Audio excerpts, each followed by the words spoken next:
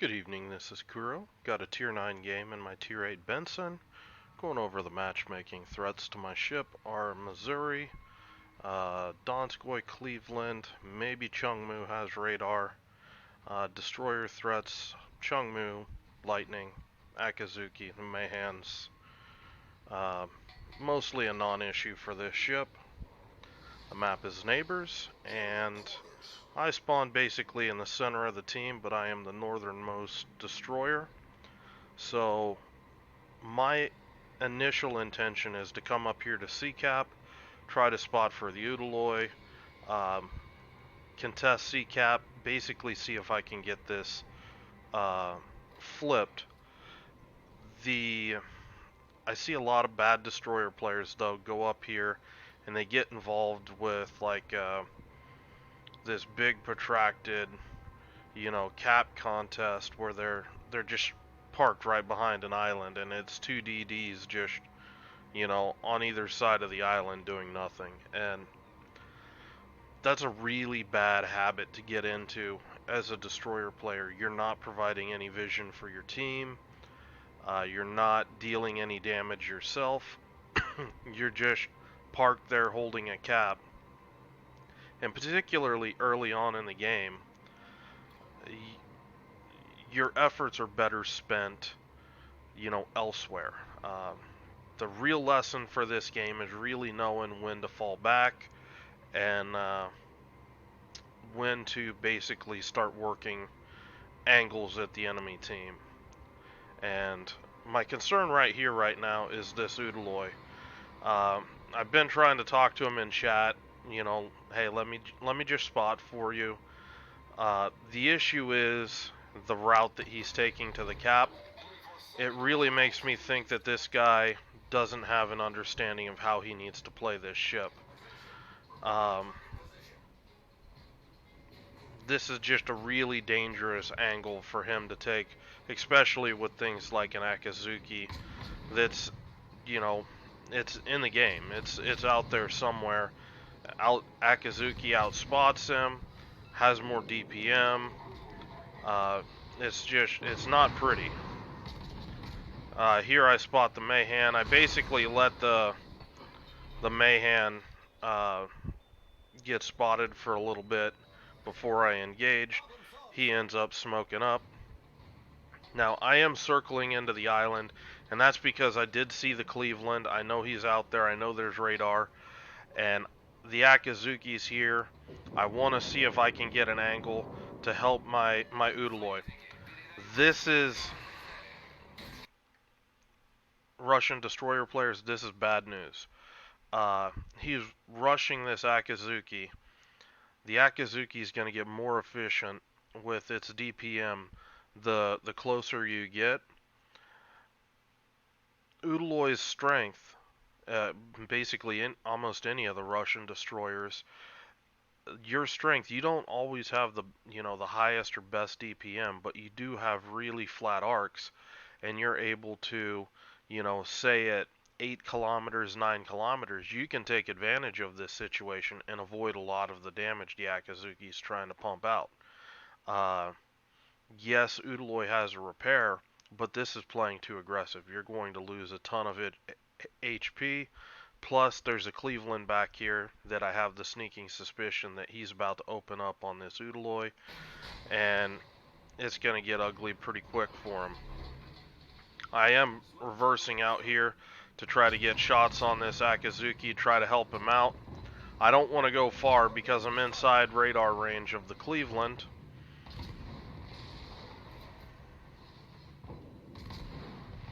And Akazuki's able to disengage. There's the Cleveland radar, and it's time for me to go get safe. I'm just going to tuck in behind this island. That was my plan originally. Nothing really looks like it has shots on me back down here, so I feel pretty comfortable back in here right now.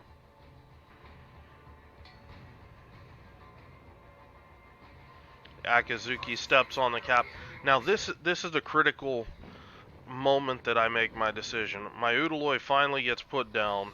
Again, bow into the enemy. Uh, you know, I don't understand it. But do the basic arithmetic. What's up here with me? I've got a Chappie that's kiting away. Versus, you know, 2 battleships, a Hipper, a Cleveland, and an Akizuki. It's time to go. If I stay here much longer, I'm going to die in the cap because they're going to push through and just finish me off. Telling my Chapiev to get back, letting him know that, it's now is not the time to try to push this.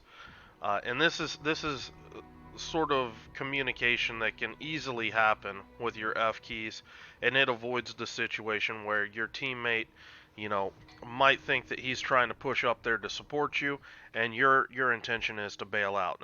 Now here, I'm getting sound cues where it sounds like the collision avoidance was turned on.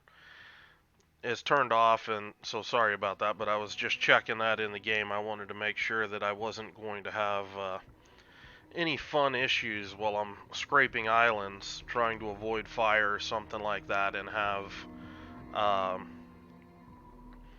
have the ship steer me out into the line of fire of something. Now, the thing is about falling back, you don't always want to fall back to your team a lot of times, because if I fall back this way, all the fire for the enemy is right in here. They can angle right at it. By kiting back here, I know that these guys are going to loop around this island this way, and they're going to start trying to push down towards B cap. So by coming up this way, I'm getting a crossfire with my torpedoes. These are Benson torps. You've got to lead them quite a bit. They're only 55 knots, but they do hit fairly well for the tier. They do have pretty good concealment and decent range at 9.2 kilometers. Um, and right here, I'm just being patient, just trying to keep everything spotted back here for my team. I'm noticing there's not a lot of damage that's being dished out on these ships, and it doesn't make me very hopeful about what's going to happen in the near future. Um, this is one of those things. If I don't see this number ticking, I'm getting ready for usually a high damage loss. Simply because my team, for whatever reason, they're either not shooting or they're not able to connect with targets. So here, FDG, he ate a torp, he flooded, he repaired it. I'm just trying to follow up, get the fire damage on it. I am gonna drop smoke here. There's the fire. I'm shifting back to see if I can get a second fire on the superstructure.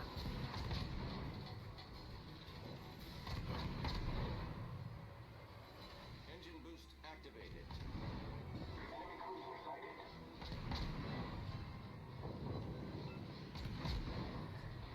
Smoke screen set.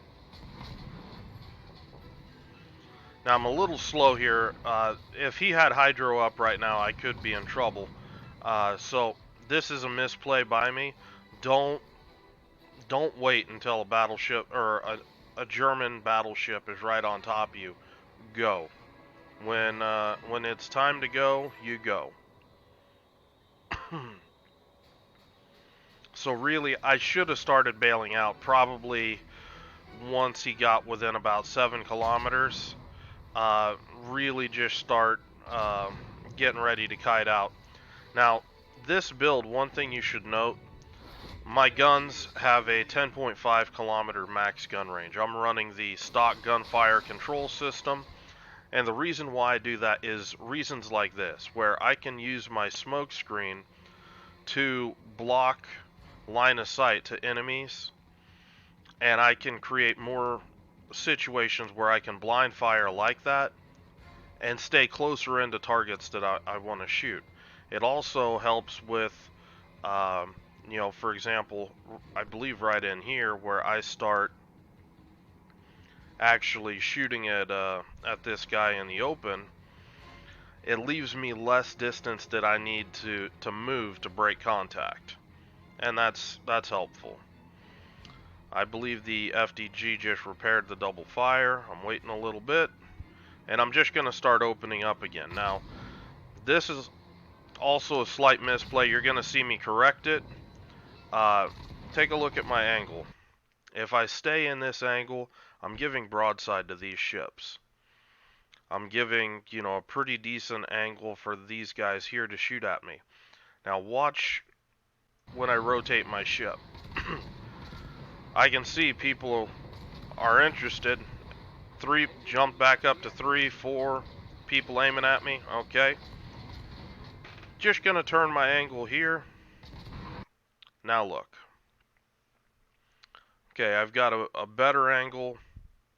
Well, it's still a decent angle on the FDG. These guys are all shooting at my stern. This guy really doesn't have the best angle once I really complete the turn. I'm headed more away from him. And I'm also gaining distance from this position rather than sailing into it. And this is something that I see a lot of players, cruisers, battleships. This is an across the board player issue where they don't realize what's the best side of the ship to have their guns on. What's the best direction to be sailing while you're engaging ships. Here I'm just having some horrible fire chance, but I'm not really taking much damage, so I'm just going to keep kiting out, just keep working this guy as long as I can, and finally get a fire.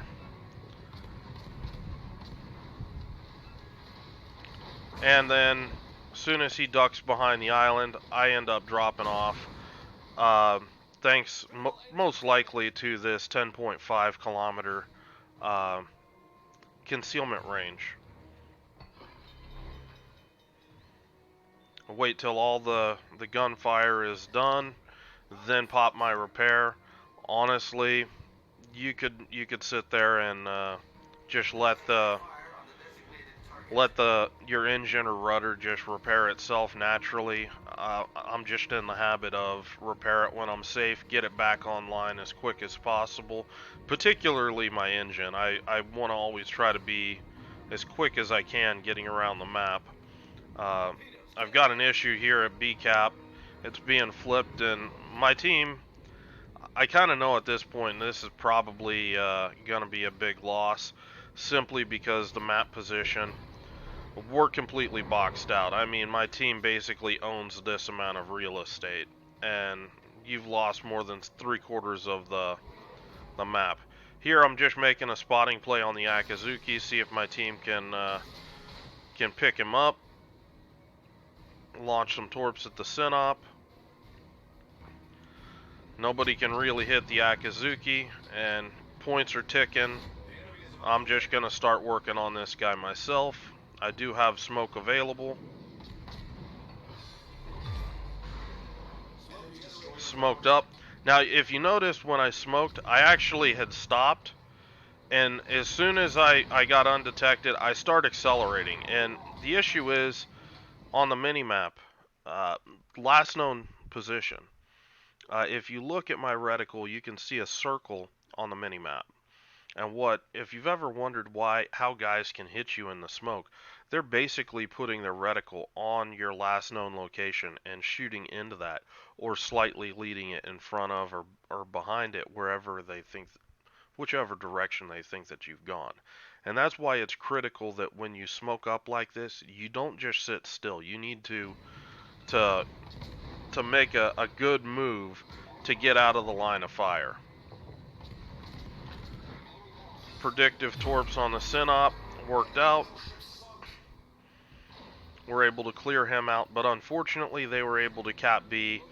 And again, know what situation, what you can do and what you can't. That's a huge thing when you're playing a destroyer. Know what you can do and what you can't. And a lot of it comes down to your team's positioning. And you look at my team's positioning, I've got my Chapiev back there. I don't fault this guy. He's being pushed by a battleship, a cruiser. He's in a crossfire with the North Carolina and possibly the Missouri if the Missouri has range, but that's a fairly good poke for the Missouri. So I don't really blame my Chapiev for this positioning, but I mean my battleships. What are you doing over here? I mean, you're supposed to be, controlling access to around the map. What are you controlling? I mean, okay, nothing can go over here. What's what's that gonna do? I mean, that gets us nothing in the map. You really should be, one of you guys here, maybe one of you here or back in here. That way you start getting at least some sort of crossfire. And honestly, I think one here and one back here would be probably the best option. You'd have support here for my Benson, where this Lo Yang is not, or this Chung Mu is not really going to be able to hunt you without bumping into me. Plus, you've got the Chapiev nearby with the radar to support you, along with his shots able to crank out damage on a destroyer. And really, I think that you could turn back this flank with these two Colorados, one here and one here. Take out the Hipper first with Crossfire, then start working on the Gneisenau. Let the Chapiev just keep kiting and burning both of them down, and me work on ACAP. That's probably the best position at this stage of the game that we could hope for. But I mean, this being random battle, unless two of these guys were my div mates, it's highly unlikely that we're turning a game like this around.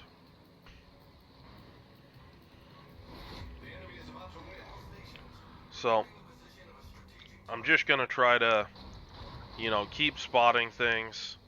Uh, Maybe this Colorado can hit this Cleveland, and I'm trying to set up a torp opportunity on the North Carolina. Um, I pick up the Chung Mu, and this is kind of a rough situation for me. I don't have smoke to disengage. Multiple ships can shoot at me, and it's time to start really evading some shots. So you're going to see some driving here.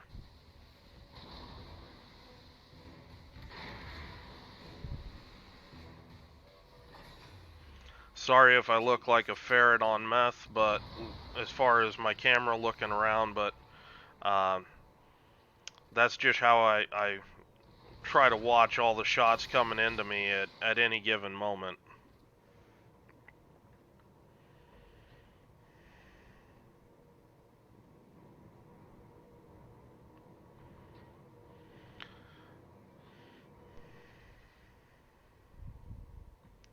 All in all, I think Benson still is a really solid ship. Um, the one ship that I think really hurts a lot of destroyers right now is is Kitakaze. Just the entire that package with a ship that's got 5.8 kilometer concealment, 5.9 kilometer concealment. That's a very strong ship, and I think it really does hurt a lot of destroyers uh, that are in this sort of situation. Now here we're into last stand territory. I know that this NC he's given broadside. I'm switching to AP. I'm gonna start working over the bow. It's a quick way to deal a good amount of damage in a hurry to the North Carolina. He goes down, and again, I know that I'm gonna get sunk here, but I want to try to get as much damage as I can out.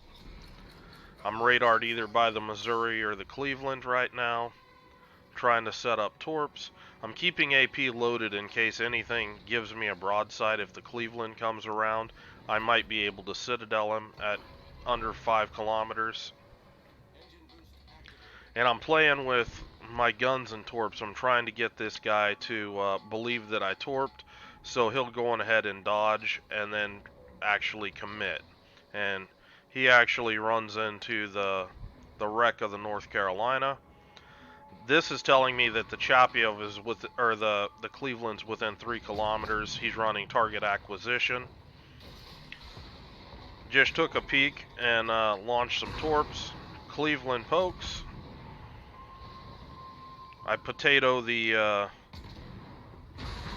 my 2 key and hit 3. That's what's going on there. But just trying to dish out this damage on the Cleveland. Got some torp hits on the Missouri, and I'm kind of out of options here. I know I'm radared right now, um, but we need to get this guy put down.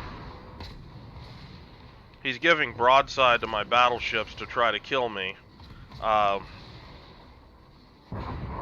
And thankfully, my Colorado's able to put him down.